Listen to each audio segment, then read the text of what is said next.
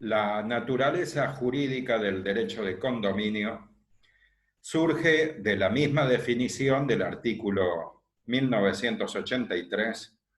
y también de la clasificación de los derechos reales que ha sido consagrada en el artículo 1888. Del análisis de estas dos normas, claramente se llega a la conclusión que el condominio es un derecho real de propiedad, también llamado un derecho real sobre cosa propia. Y cabe recordar que la identificación de la naturaleza jurídica tiene una importante aplicación práctica, porque se utiliza tanto para la interpretación como para la aplicación de la ley. Porque recuérdese que el artículo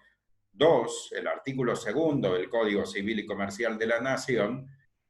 dispone que en derecho civil se deben aplicar las normas análogas, o se puede aplicar la ley por analogía, que significa que las lagunas o los vacíos legales se cubren con las leyes análogas, que son las leyes de las figuras o de los derechos semejantes. Y los derechos semejantes o derechos análogos son los que comparten naturaleza, es decir, los otros derechos reales sobre cosa propia son las figuras análogas al condominio. Para continuar, voy a compartir los textos mencionados y obsérvese que brindan sustento a lo que se acaba de exponer. El artículo 1983, en la primera parte, dispone que el condominio es el derecho real de propiedad, es decir, es sinónimo de derecho real sobre cosa propia, es decir, un poder jurídico, o si se quiere, un conjunto de facultades que recaen sobre una cosa, y esa cosa integra el patrimonio del titular del derecho real. Por eso es derecho real sobre cosa propia. Y por otra parte, el artículo 1983 no nos informa de ninguna novedad, porque si uno lee el libro cuarto, donde se consagran todos los derechos reales, en el orden que está consagrado, se comienza con la parte general. Y recuérdese que en el artículo 1888, que clasifica los derechos, que sigue al 87 que los enumera, se indica cuáles son los derechos reales sobre cosa propia, que son los 7 primeros, y luego los 7 que están al final se llaman derechos sobre cosa ajena. Nótese el párrafo que se destaca, dispone que son derechos reales sobre cosa total o parcialmente propia, el dominio, el condominio, la figura bajo análisis, junto con la propiedad horizontal, los conjuntos inmobiliarios, el tiempo compartido, el cementerio privado y la superficie. Los 7 que faltan son derechos sobre cosa ajena. Entonces, como dije, la utilización práctica, la utilidad práctica de la naturaleza jurídica consiste en conocer las figuras análogas. Esto significa que en el texto legal no se regulan en todas las figuras las mismas normas, carecería de sentido, sería un despliegue de actividad innecesario. Es decir, en el condominio no se vuelve a repetir que no se pueden colocar ventanas a menos de 3 metros, ni se pueden colocar árboles pegados a la línea divisoria de manera que las hojas y las raíces molesten a los vecinos, ni se puede perturbar con ruido, olores, luminosidad, vibraciones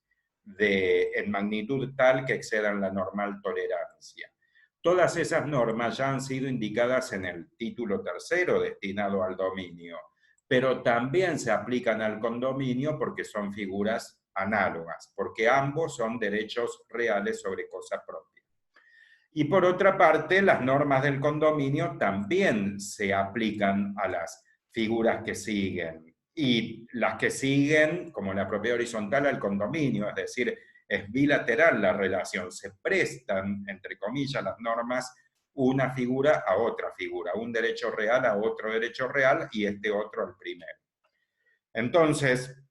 por ejemplo, se observa también una analogía muy pronunciada entre el derecho de condominio y el derecho de propiedad horizontal, porque son derechos que recaen sobre un objeto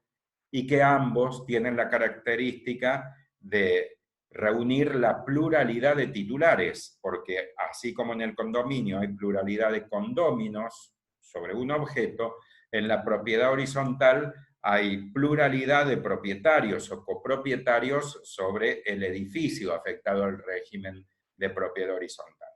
Entonces, es muy clara y es de importancia a los efectos prácticos, no queda solo en la teoría, el conocimiento de la naturaleza jurídica. Entonces, como surge, repito, del artículo 1983 y del 1888, el condominio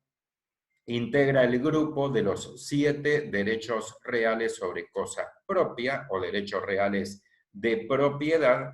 que son los 7 primeros derechos reales,